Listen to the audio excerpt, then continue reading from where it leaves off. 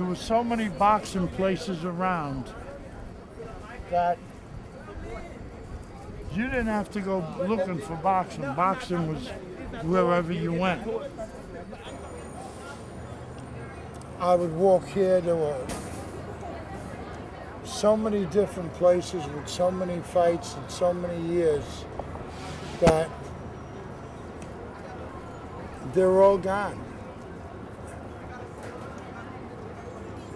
Do you know in New Jersey in 1985, they had 190 boxing shows?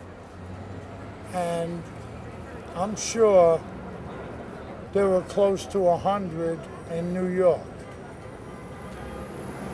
You don't even have the fighters for that anymore.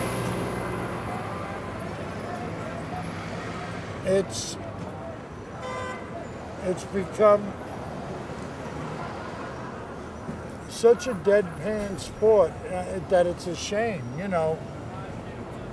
Boxing was the dream, was the hope of the kids that didn't have anything else they could do. When the amateurs had all those gyms closed down and put them out of business,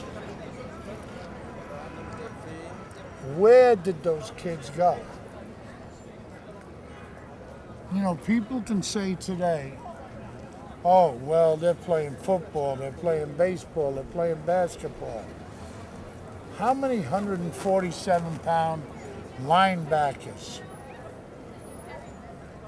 forwards, how many 47-pound shortstops do you see? They didn't go to other sports. Those kids went to the streets. And I am sure there are a lot of kids that could have turned their life around. You know, not everyone made it as a fighter, but they learned the discipline in those gyms of working a job, of taking orders from somebody, of being somebody, of not being a loner. They learned to become, in fact, a lot of them human beings, and went on to successful careers. If it wasn't in boxing, maybe it was in other things. But because I knew so many kids that came out of gyms that had been troubled kids, you know, Vito Antifermo, all of these kids started off in these smokers. Eddie Mustafa Muhammad.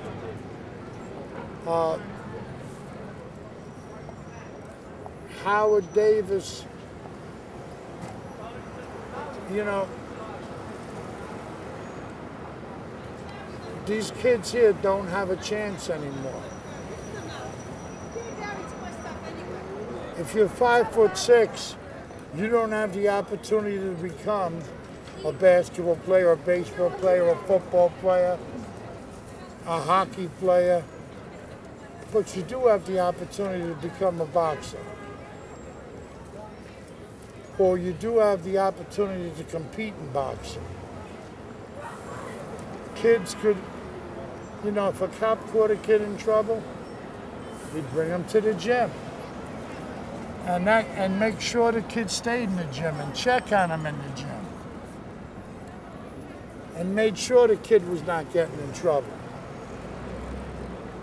You don't have that anymore. If a kid gets in trouble now, he goes to reform school, he gets hooked on drugs, he sells drugs.